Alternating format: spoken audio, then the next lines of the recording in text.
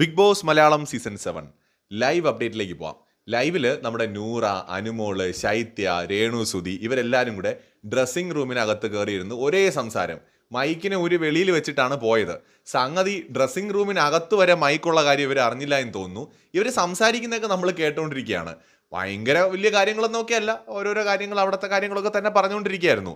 പക്ഷെ big boss കയ്യോടെ അവരെ പൊക്കി. മൈക്ക് ഊരി വെച്ചിട്ട് അങ്ങനെ അകത്ത് ഡ്രസ്സിംഗ് റൂമിനകത്ത് കയറിയിരുന്ന് സംസാരിക്കാൻ പറ്റില്ല എന്ന് ബിഗ് ബോസ് വിളിച്ചു പറഞ്ഞു.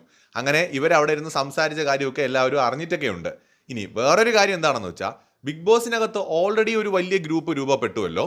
അതിനെതിരായിട്ട് ഒരു ഗ്രൂപ്പ് അത് നിലനിൽക്കുമോ എന്നൊക്കെ കണ്ടു തന്നെ അറിയണം. പക്ഷെ അതിനെതിരായിട്ട് ഒരു അണ്ടർസ്റ്റാൻഡിങ് ഉള്ള ഒരു ഗ്രൂപ്പ് അവിടെ രൂപപ്പെട്ടു വരുന്നുണ്ട്. അത് ഈ പെൺപടയാണ് പ്രധാനമായിട്ട്. ശൈത്യ, അനുമോള്, ആദില, നൂറ അതിനോടൊപ്പം ചേർന്നാണ് ഇപ്പോൾ രേണു സുധി നിൽക്കുന്നത്. മറ്റേ ഗ്രൂപ്പ് കുറച്ച് ഭയങ്കര അഗ്രസീവാണ്. അപ്പോൾ അതിനെ നേരിടുക എന്നുള്ളതാണ് ഇവരുടെ ഉദ്ദേശം. പ്രത്യേകിച്ച് ജിസേൽ ആ ഗ്രൂപ്പിൻ്റെ ഓപ്പോസിറ്റ് ഗ്രൂപ്പിൻ്റെ ഭാഗമാണല്ലോ. ഇന്നലത്തെ സംഭവങ്ങളോടെ ജിസേലിനെ പൊതുവേ എല്ലാവരും വെറുത്ത മട്ടാണ്. കാരണം ഫുഡിൻ്റെ കേസിലൊക്കെ ജിസേൽ പറഞ്ഞത് കുറച്ച് കൂടിപ്പോയി. രേണു സുധിക്ക് കൊടുത്തപ്പോഴൊക്കെ വന്ന് ഇഡിയറ്റ്സ് എന്നൊക്കെ വിളിച്ച് പറഞ്ഞില്ലേ. അപ്പോൾ അതിലെല്ലാവർക്കും ഒരു അതൃപ്തി ഉണ്ട്.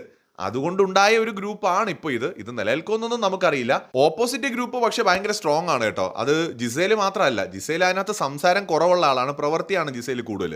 ഓപ്പോസിറ്റ് ഗ്രൂപ്പിൽ റെന, അക്ബർ, അപ്പാനി ഇവരൊക്കെ ഭയങ്കര സ്ട്രോങ് ആണ്.